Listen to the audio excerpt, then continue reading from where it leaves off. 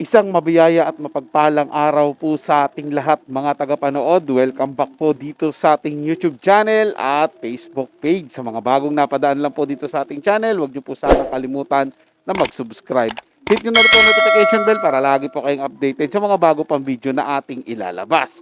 Share, like, and comment din po kayo mga tagapanood. Atin yung babasahin at pupusuan. Ngayong araw po ang ating gagawa ng reaction video. Bibigyan ng komento, reaction, opinion ay ang balitang Solen Yusap maglalabas ng video nila Bong Navarro at Ann Curtis. Tara sama-samang panoorin at alamin kung anong klaseng video ito. Kaya naman simulan na po natin ang ating reaction video sa araw na to mga tagapanood. Let's do this! Solen Yusap hindi na nakapagtimpi, nilabas na ang video ni Ann Curtis at Bong Navarro.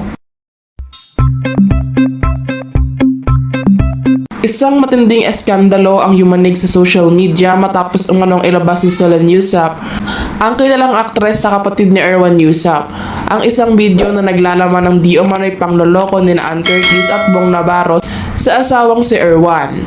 Ayon sa mga ulat, hindi na nakapagtimpi si Solen at pinost ang nasabing video sa kanyang social media accounts bilang patunay ng paratang na matagal nang kumakalat tungkol sa dalawa. Ang video ay mabilis na nag-viral at nagdulot ng pagkakabigla at galit mula sa publiko, lalo na sa mga tagahanga na mag-asawang Erwan at Ann. Sa isang video, makikitang magkasama sina Ann at Bong sa isang sitwasyon na maaaring magdulot ng iba't ibang interruption. Maraming netizens ang agad na nagpahayag ng kanilang pagkadismaya at hinusgahan si Ann at Bong, habang may ilan naman naniniwalang maaaring hindi naman ito totoo at posibleng edited lang ang video. Habang umuusok ang kontrobersya, nananatiling tahimik si Erwan Yusap at wala pang nilalabas na opisyal na pahayag. Ganon din sina Ann Curtis at Bong Navarro na parehong patuloy sa host ng It's Showtime sa kabila ng issue, subalit si Solen ay patuloy na ipinagtatanggol ang kanyang kapatid at sinabing oras na para lumabas ang katotohanan.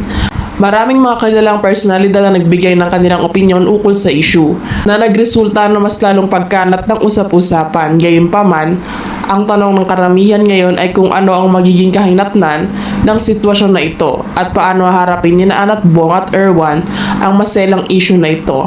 Habang ang kontrobersya ay lumalalim, ang publiko ay nananatiling nag-aabang ng anumang anunsyo at susunod na hakbang na mga sangkot sa issue.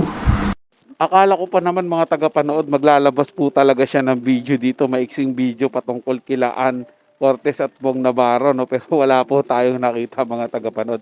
Naging ugali ko na po kasi na wag munang panoorin yung video bago gawa ng reaction kasi para para on the spot ko pong masasabi kung ano man yung dapat kong sabihin kasi hindi po ako sanay nung gagawa ng script mga tagapanood. Lahat po ng sinasabog ko dito, on the spot po yan base sa napapanood ko. Doon po ako nakakapagbigay ng reaction at komento mga tagapanood. Well, dahil wala naman po siyang nailabas dito kahit maiksing video na nagpapatunay po doon sa ginawa nila Bong Navarro at Ann Curtis daw di umano na makakasira ng relasyon ng nilang mag-asawa nila Erwan Yusap at itong si Ann Curtis. Well, tingin ko po mga tagapanood is parang nakikisakay lang tong vlogger na to doon sa lumalabas na mga balita. Actually, parang ano lang po yun mga tagapanood, fake news yung paghihiwalay nila Erwan Yusap at Ann Curtis.